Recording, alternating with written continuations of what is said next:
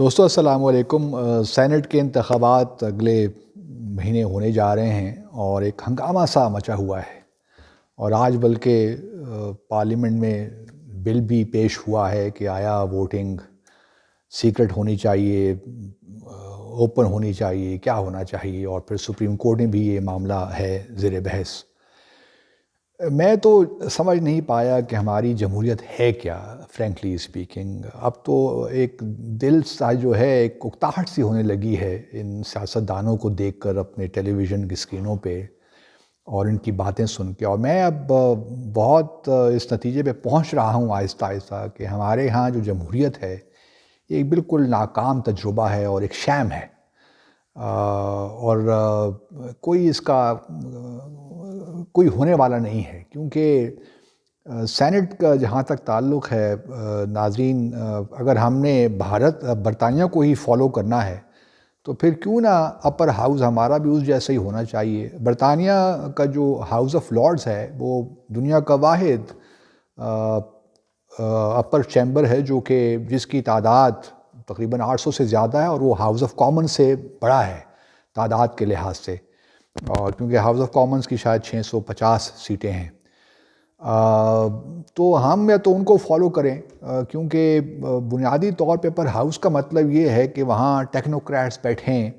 اور کوئی وائز لوگ وہاں پہ ہوں، اور وہ جو ادارہ ہے وہ اپر ہاؤس وہ سیاست سے بالاتر ہو کے چیزوں کو دیکھے۔ ہمارے ہاں 104 جتنے بھی سینیٹرز جو ہاؤس ہے اس کی ناکامی تو یہیں سے شروع ہو جاتی ہے کہ وہاں بھی پالیٹکس اس قدر گھس گئی ہے کہ وہاں بھی کوئی بحث صحیح معنوں میں ہو نہیں سکتی، اور جو اس کا پرپز ہے اگر 20 ٹیکنوکریٹس آ بھی جاتے ہیں تو بھی اتنے ہائیلی پولیٹیسائزڈ ہو جاتے ہیں کہ کچھ اس کا آپ نیشنل اسمبلی اور سینٹ میں فرق نہیں دیکھ سکتے۔ تو خدارا یہی میں درخواست کرنا چاہ رہا ہوں کہ اگر سینٹ کو صحیح مقام دینا ہے اور اس کی وقت کو بڑھانا ہے تو ضرورت اس امر کی ہے کہ سینٹ کا جو پرپز ہے اس کو حاصل کیا جائے، اور اس میں وہ لوگ لائے جائیں جو کہ واقعی قانون بنا سکیں، کچھ ایڈوائس دے سکیں، اور مختلف شعبہ زندگی سے لوگ ہونے چاہیے۔ اسی وقت سینٹ کا جو صحیح معیار ہے وہ ابھر کے سامنے آئے گا۔ ابھی جس طریقے سے پالیٹکس ہو رہی ہے، اور ہمارے سپریم کورٹ سے لے کر جو حکمراں جماعت کے لوگ ہیں، اپوزیشن کے لوگ ہیں، سبھی یہ کہہ رہے ہیں کہ سینٹ کی ایک ایک سیٹ 7 کروڑ اور اب تو 50 کروڑ پہ بک رہی ہے۔ تو اس سے آپ اندازہ لگائیے کہ اگر ابھی سے اتنا شور و غوغا ہے اس کے حوالے سے، تو سینٹ جو آئے گی اس کا کیا اس سے توقعات رکھیں ہم۔ میں تو ایک اور نتیجے بھی پہنچا ہوں کہ ہماری جو سیاست ہے اس میں اس قدر پیسہ لگ گیا ہے کہ مجھ جیسا شخص، مڈل کلاس کا آدمی تصور بھی نہیں کر سکتا کہ میں پارلیمنٹ میں پہنچوں۔ چلیں قومی اسمبلی کا تو ہمیں کوئی ٹکٹ ہی نہیں دے گا، لیکن اب سینٹ تک پہنچنا بھی ہم جیسے، اگر ہم اپنے آپ کو ٹیکنوکریٹ کہہ بھی لیں تو کوئی فائدہ نہیں ہے، کیونکہ ہم وہ کنٹریبیوٹ نہیں کر سکتے جو پولیٹیکل پارٹیز ہماری چاہتی ہیں۔ تو مثال کے طور پر بہت سے جو، اگر نام تو کسی کا چلے میں کیا لوں، لیکن سارے عمراء ہیں سینٹ میں جن کا، جو پولیٹیشنز ہیں بنیادی طور پہ سیاستدان ہیں، بہت کم لوگ جو ہیں وہ آپ کو سینٹ میں نظر آئیں گے جن کا واقعی کوئی ٹیکنوکریٹ جنہیں آپ کہہ سکتے ہیں۔ تو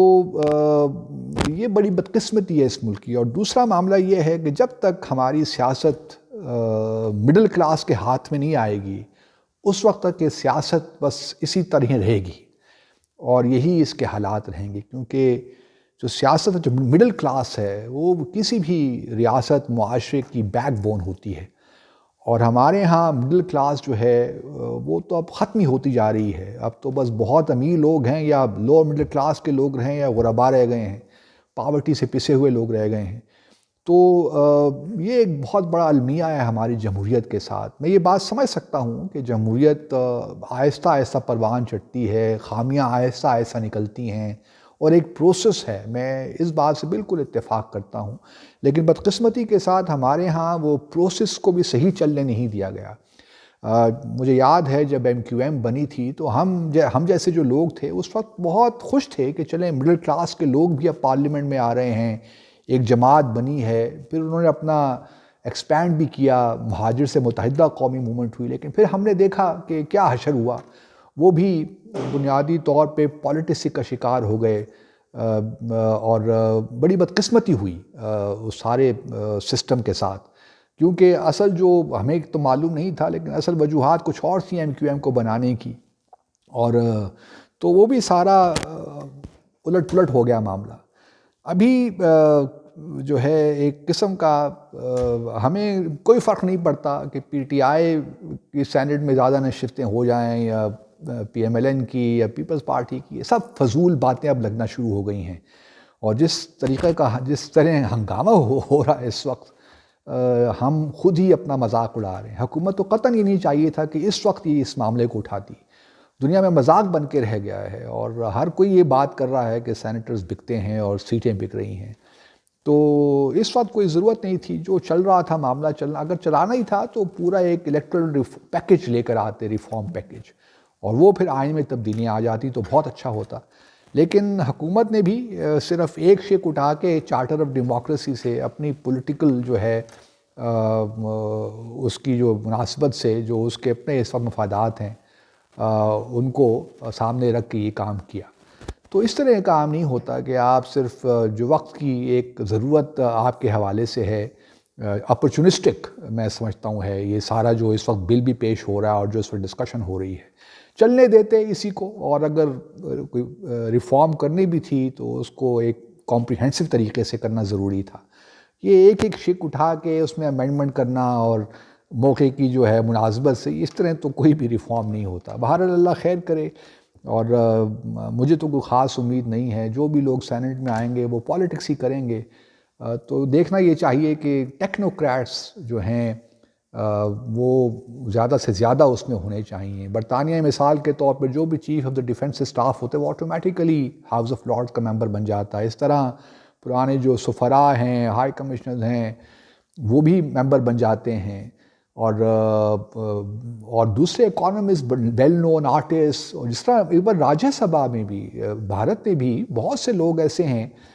جو کہ واقعی ٹیکنوکریٹس ہیں، اور اس لیے راجیہ سبھا جو ہے وہاں پہ اچھی ڈیبیٹ ہوتی ہے بلز پہ، لیکن ہمارے ہاں بدقسمتی کے ساتھ وہ معاملہ نہیں ہے۔ بہت زیادہ ہمارے ہاں جو ہے ایک قسم کا پولیٹیسائزڈ ہو گئی ہے بہت سی چیزیں۔ تو آپ کا بہت بہت شکریہ، دیکھتے ہیں کہ اگلے آنے والے دن ہمارے لیے کیا پیغام لے کے آتے ہیں۔ Thank you very much.